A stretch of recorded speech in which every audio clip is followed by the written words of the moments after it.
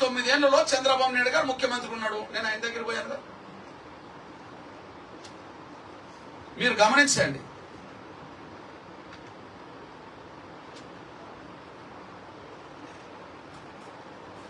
ఈ ఫోటో చూడండి.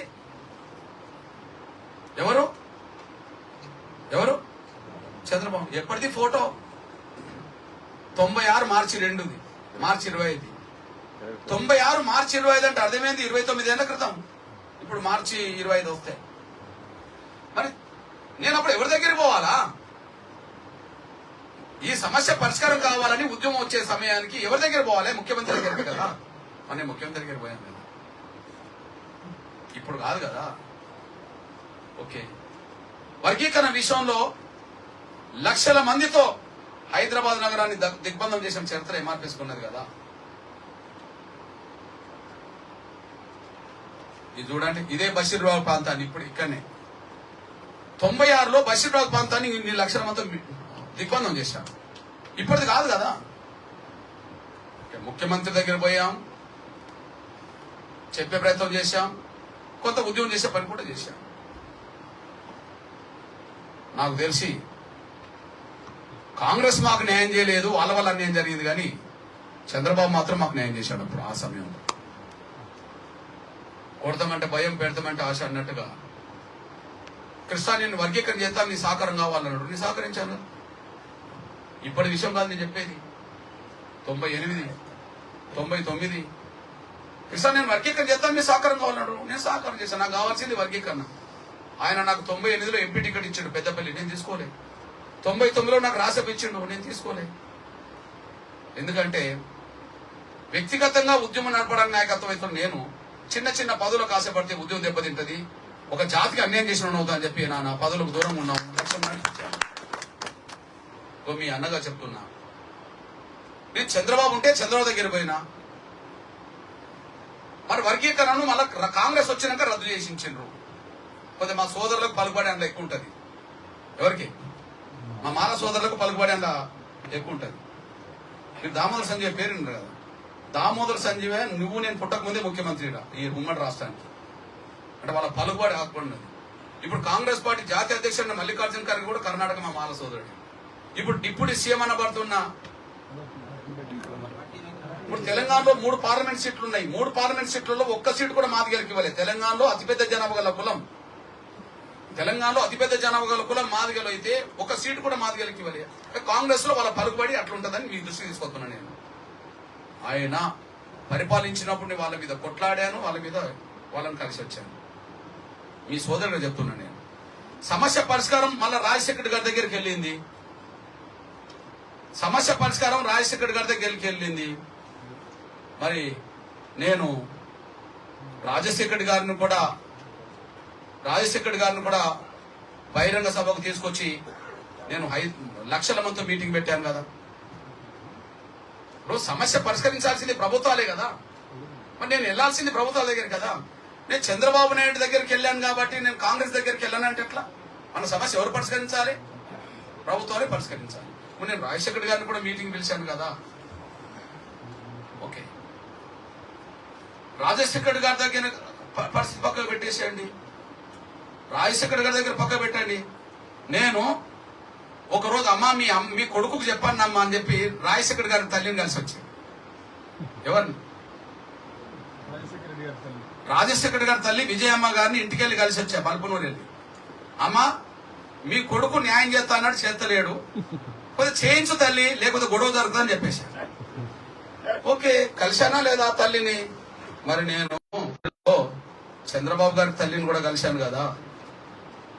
అమ్మా మీ కొడుకు న్యాయం చేస్తా అన్నాడు కానీ చేస్తలేడమ్మా, కొద్దిగా చెప్పు అని చెప్పి నేను చెప్పాను కదా. అన్ని ప్రయత్నాలు చేయడానికి నేను ప్రయత్నం చేశాను. ఆరవారిపల్లి నుంచి నేను పాదయాత్ర చేశాను. మొదటి పాదయాత్ర తెలుగు నేల మీద ఎంఆర్పీఎస్ మొదటి పాదయాత్ర, తర్వాతనే రాజశేఖర్ గారు, తర్వాతనే వీళ్ళు వాళ్ళు అందరు చేశారు, పక్కకు పెట్టేశాను. ఇక మీ అన్నగా చెప్తున్నా, మీ సోదరు చెప్తున్నా, అసలు యూపీఏ గవర్నమెంట్ లో సమస్య పరిష్కారం అవుతే న్యాయం జరిగిన తర్వాత నేను ఇంకోటి దగ్గర పోవాల్సిన అవసరం నాకెందుకు పోతుంది? ఇక్కడ పరిపాలించింది వాళ్ళే, ఆడ పరిపాలించింది వాళ్ళే. సచార కమిషన్ నివేదిక వచ్చిన సమయంలోనే వర్గీకరణ అంశం కూడా అక్కడికి వచ్చేసింది. సచార కమిషన్ నివేదిక వచ్చింది అప్పుడే. మా ఎస్సీ వర్గీకరణ రద్దయింది అప్పుడే. రెండు వాళ్ళ చేతిలోనే ఉన్నాయి. సచార్ కమిషన్ నివేదిక అమలు చేయకపోయే, ఎస్సీ వర్గీకరణ చేయకపోయే. మరి ఎస్సీ సచార్ కమిషన్ అమలు చేయమని ఎవరు అడిగిన లేదో నాకు తెలియదు. సచార్ కమిషన్ నివేదికను అమలు చేయమని ఎవరు అడిగిన లేదో నాకు తెలియదు. కానీ ఎస్సీ వర్గీకరణ అమలు చేయమని చెప్పి నేను అందరిని కలిశాను కదా. స్వర్గీయ రాజశేఖర్ గారిని ఎంబడి పెట్టుకొని నేను గౌరవ ప్రధానమంత్రి గారిని మన్మోహన్ సింగ్ గారిని అన్ని పార్టీలు ఎంబడి తీసుకొని కలిశాను కదా. ఆల్ పార్టీ రాజశేఖర్ గారిని ఎంబడి పెట్టుకొని, ఆల్ పార్టీ లీడర్లు ఎంబడి పెట్టుకొని ప్రధానమంత్రి కలిసి వచ్చాను, పరిష్కరించాను.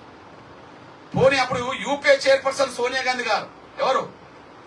యూపీఏ ప్రభుత్వం ఆమె చేతి ఉన్నది. టెక్నికల్ గా ప్రధానమంత్రి మన్మోహన్ సింగ్, నడిపించింది ఎవరు? సోనియా గాంధీ గారి. మరి నేను సోనియా గాంధీ గారిని మాదిగ ఎంపీలందరినీ తీసుకెళ్లి కలిశాను కదా. మాదిగ ఎమ్మెల్యేలు ఎంపీలందరినీ తీసుకెళ్లి కలిశాను కదా. వాళ్ళ చేతిలో ప్రభుత్వం ఉన్నది. నేను సోనియా గాంధీ గారిని పర్సనల్ కూడా కలిశాను కదా. పోనీ సోనియా గాంధీ గారు కొడుకు ఎవరంటే రాహుల్ గాంధీ గారు కదా. ఆయన చక్రం తిప్పిండు కదా. మరి నేను రాహుల్ గాంధీ గారిని కూడా కలిశాను కదా.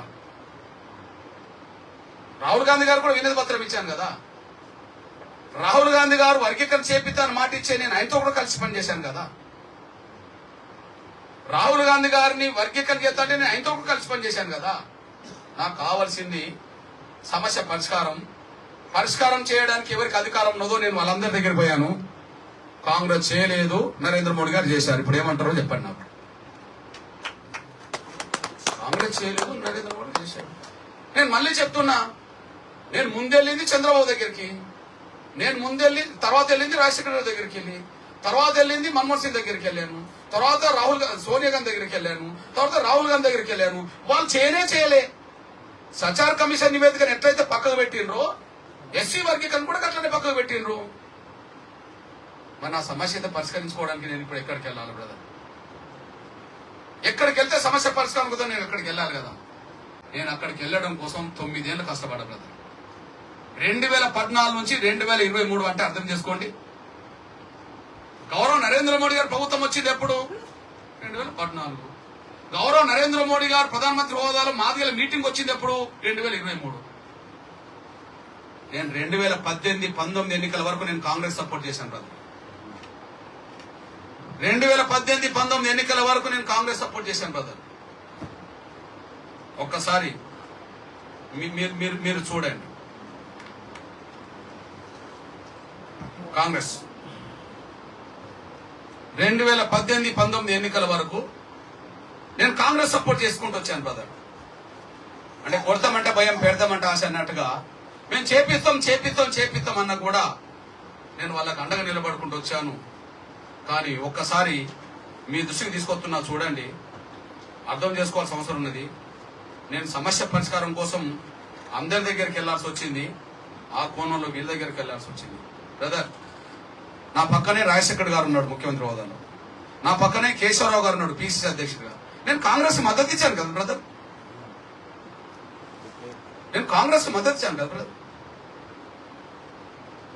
నాకు సమస్య పరిష్కారం కావాలి, చేయాల్సిన అధికారం వాళ్ళ చేతులు ఉన్నది. కృష్ణ నేను చేస్తా, మాకు సాయం చేయమని ఆయన అన్నాడు. మరి నేనేం చేయాలి? నేను బయటపడాలి, జాతిని బయటపడేసుకోవాలి కదా. కానీ వాళ్ళు చేయలేదు కదా బ్రదర్.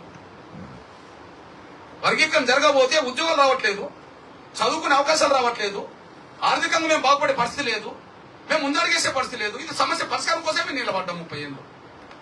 30 ఏళ్ళు నిలబడ్డా. 10 ఏళ్ళు వాళ్ళు పరిపాలించిన. 2004-2014 మధ్యలో ఇక్కడ పరిపాలించింది ఎవరు, అక్కడ పరిపాలించింది ఎవరు? కాంగ్రెసే పరిపాలించింది. వాళ్ళు పూర్తిగా ఈ అంశం విస్మరించారు. మీకు తెలుసో లేదో, కోపంతో మాదిగ పిల్లలు గాంధీభవన్ తగలబెట్టిండ్రు. గాంధీభవన్ తగలబెట్టిన తేదీ ఫిబ్రవరి 28. ఇవాళ ఎన్నో తారీఖు? 27. రేపటి రోజు 2009లో గాంధీభవన్ తగలబడ్డది. సోనియా గాంధీ గారు మీటింగ్ అదే రోజు పరేడ్ గ్రౌండ్ అయితే పరేడ్ గ్రౌండ్ మీటింగ్ రద్దయిపోయింది.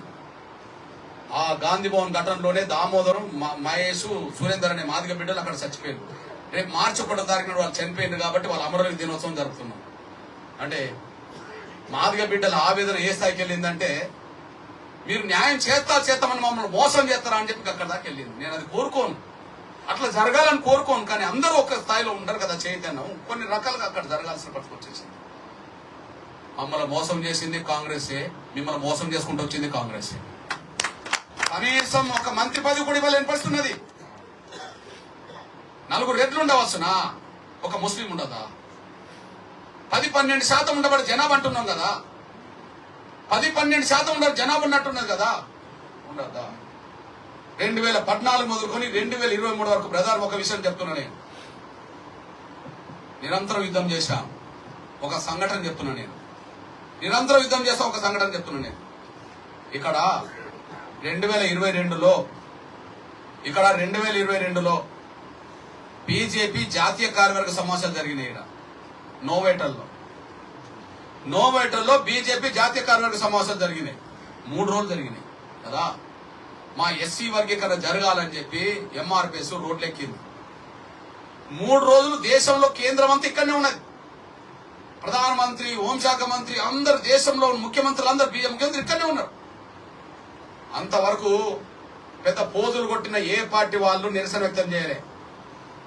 3 రోజుల పాటు ఈ దేశ ప్రభుత్వమే ఇక్కడ ఉంటే ఎవరు కనీసం నిరసన వ్యక్తం చేయలే.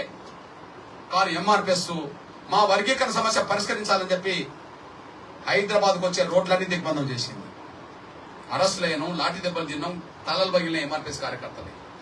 ఓకే, నేను ఎస్సీ వర్గీకరణ జరగాలని చెప్పి పారిసిగుట్ట నుంచి మొదలుకుంటే ఇందిరా పార్క్ వరకు మేము ధర్నా చేసుకుంటూ వచ్చేసాం. ప్రధానమంత్రి గారు ఇక్కడనే ఉన్నారు.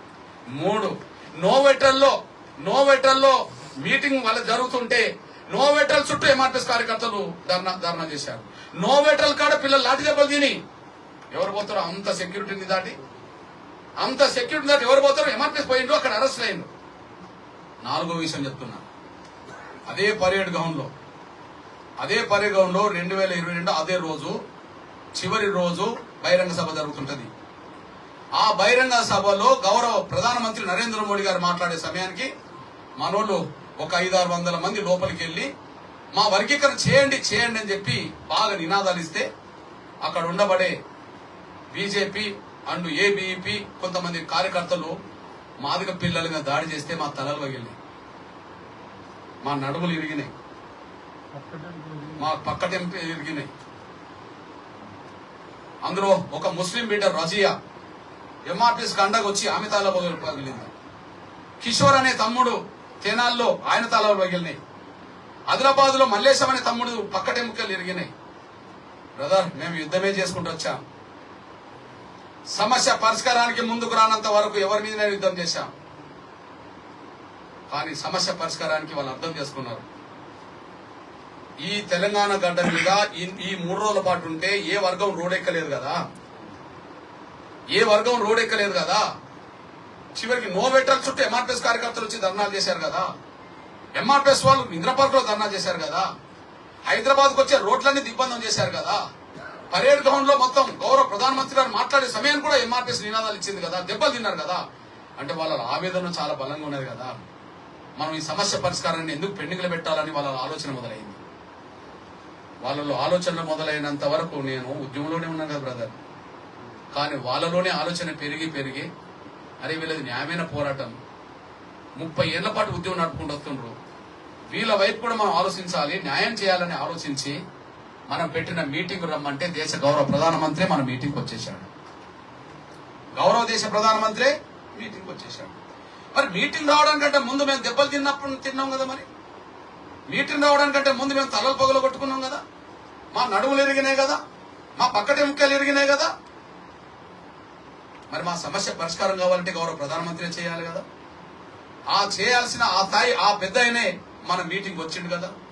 నాకు తెలిసి ఆయన వచ్చిన తర్వాతనే జరిగిన కేంద్ర ప్రభుత్వంలో జరిగిన కసరత్తు వల్లనే సుప్రీంకోర్టుకు కేంద్రం అఫిడవిట్ ఇవ్వడం వల్లనే ఎస్సీ వర్గీకరణకు అనుకూలంగా జడ్జిమెంట్ రావడానికి దారితీసింది. ఇప్పుడు చెప్పండి బ్రదర్, నేను ఎస్సీ వర్గీకరణ జరగాలంటే చంద్రబాబు నాయుడు చేస్తా అంటే చంద్రబాబు సపోర్ట్ చేశాను కదా. నేను ఎస్సీ వర్గీకరణ చేద్దామంటే కాంగ్రెస్ సపోర్ట్ చేశాను కదా. ఎస్సీ వర్గీకరణ చేపిస్తా కృష్ణ అంటే నేను కేసీఆర్ కు నేను అండగా నిలబడ్డా కదా. నిమ్మరసం ఇచ్చింది కేసీఆర్ కు, నిమ్మరసం ఇచ్చింది కాడ నేనే ఉన్నాను కదా. మరి ఎస్సీ వర్గీకరణ చేయడానికి ముందుకు వచ్చిన గౌరవ నరేంద్ర మోడీ గారు నేను గౌరవించుకోవాల్సిందే కదా బ్రదర్. మీరు చెప్పండి. నా లక్ష్యం అది. నా లక్ష్యం కోసం 30 ఏళ్ళు పోరాటం చేశాను. నా లక్ష్యం అది. నా లక్ష్యం 30 ఏళ్ళు. ఈ 30 ఏళ్ళు మళ్ళా మీరు అర్థం చేసుకోవాల్సింది అంటే గౌరవ దేశ ప్రధానమంత్రి గారు వేదిక మీదకి వచ్చింది 23లో, ఎంఆర్పిఎస్ ఉద్యమం మొదలైంది 94లో.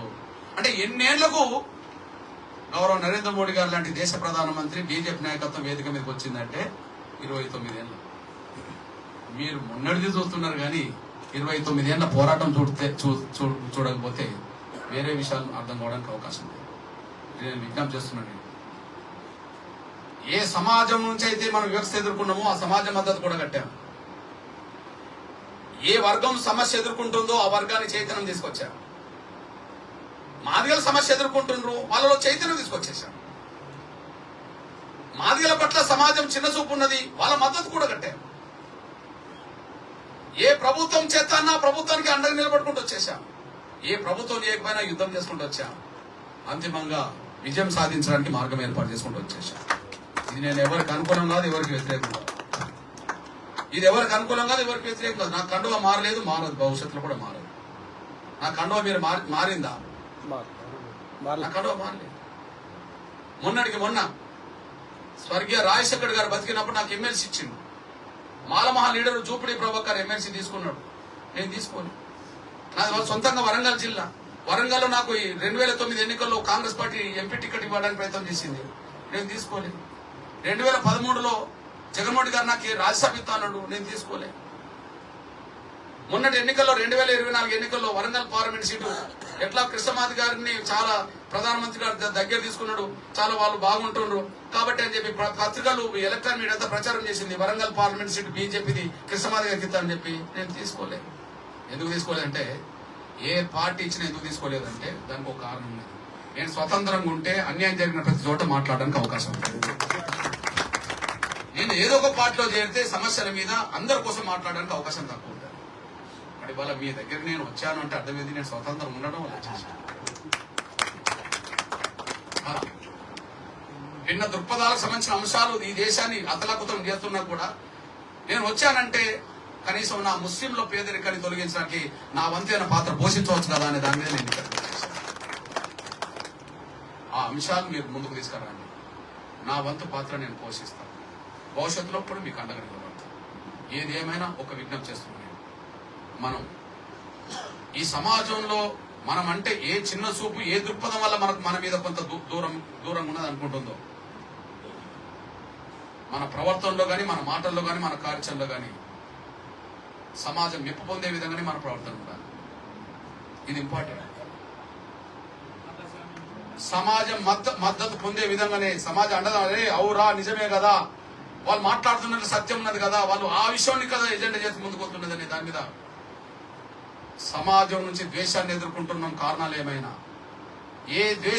ఏ సమాజం నుంచి ద్వేషాన్ని ఎదుర్కొంటున్నామో అదే సమాజం మన కండగుండేలాగా చేసుకోవడంలో అప్పుడు మన విజయం ఉన్నదనేసి కూడా మీరు మర్చిపోతాను సార్.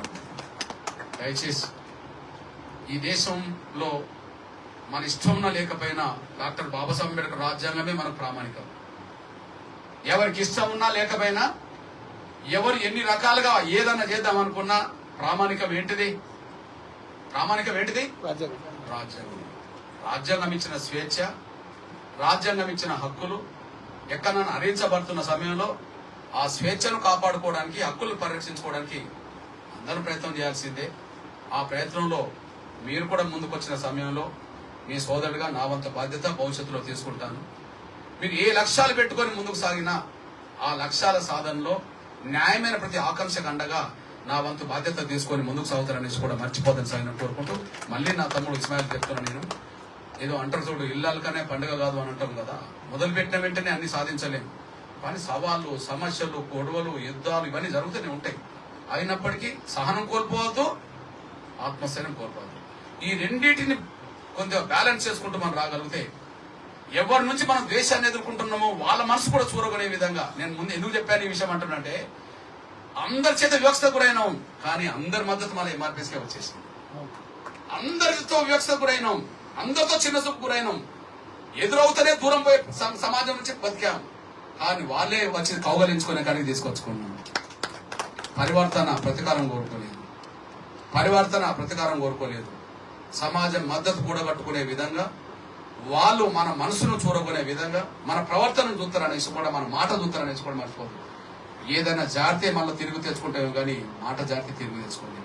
కాబట్టి నేను అంటున్నా, ఈ దేశంలో పేదరికం ఎక్కువనేది ముస్లింలు అయినప్పుడు ఆ పేదరికాన్ని తొలగించే దిశగా జరిగే ప్రయత్నంలో నేను ఎక్కడికి రామన్నా మీకోసం నేను అండగా నిలబడతాను కూడా గుర్తు చేస్తూ నేను ముగిస్తున్నాను. ధన్యవాదాలు.